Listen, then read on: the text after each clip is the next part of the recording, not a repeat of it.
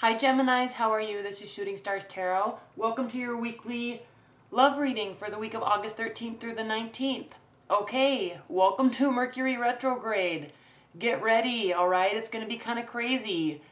It is in Virgo, and Virgo can, no offense to Virgos at all, but there can be some high level, not high level, detail orient. Your Virgos are detail oriented, okay? A little self-sacrificing and self-critical. And so when Mercury is retrograde in Virgo, it causes the energy of Mercury retrograde to kind of be a little bit more robust because there's more attention to detail that gets missed. There's more details that are missed. There's more confusion about details in whatever area of life is your Mercury is being impacted by, whatever house that's in your natal chart. So just kind of get ready.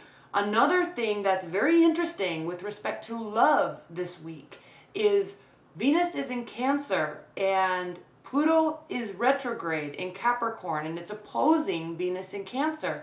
What does that mean? Well, Pluto is in Capricorn means control. Venus in Cancer means expansion and love and feelings. So combined with Mercury retrograde, it's kind of wreaking havoc on our emotions and our control issues with respect to love and emotions. So anytime this week your partner is acting crazy about love or overly crazy about you, let it roll off your back. Do not react too much to it, okay? And if you start getting really intense emotions and feelings about a person, chill out a little bit and wait till we get into next week, because that Pluto opposing why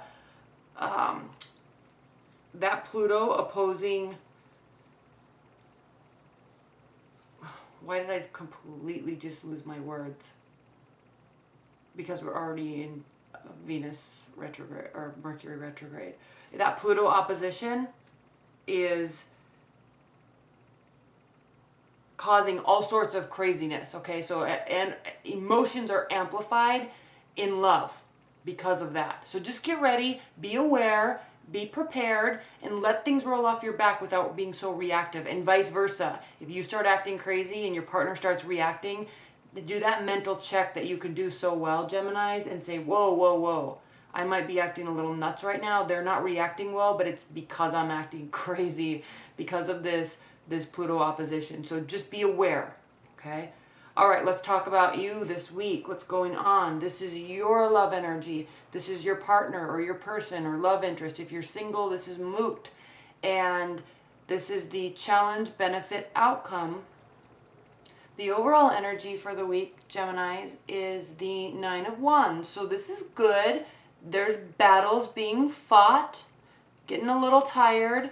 Okay, you're getting a little tired, especially after this lunar eclipse and in this kind of lull as we wait for the solar eclipse on the 21st. But, you're kind of ready for one more fight. That's how I always view the 9 of Wands. And if you look at, I'm going to show this. If you look at the 9 of Wands in the Witch's Tarot deck, it's such a positive depiction because usually the 9 of Wands, he's like battered up and he's cowering and he's tired and he's sick of fighting. But if you look at the 9 of Wands in the Witch's Tarot deck, it's such a positive depiction, isn't it?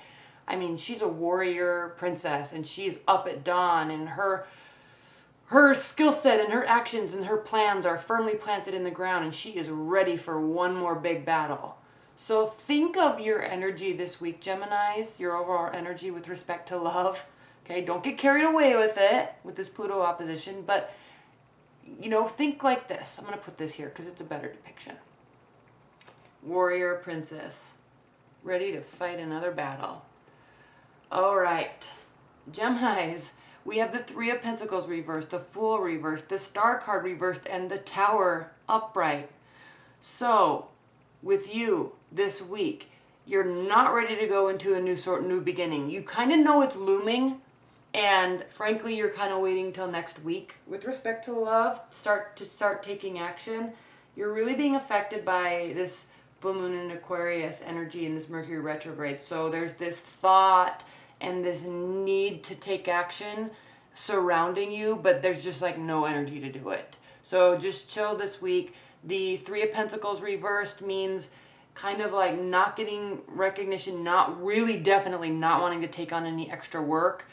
You just kind of need to lay low and go through this healing process. This is saying that you're really being affected by all the energies right now. Your mind is probably foggy. Like it's like you need to find some sort of clarity, and something's happening or something has happened with this Tower card here, and it's adding to the fogginess, and it's adding to the need for healing and rest.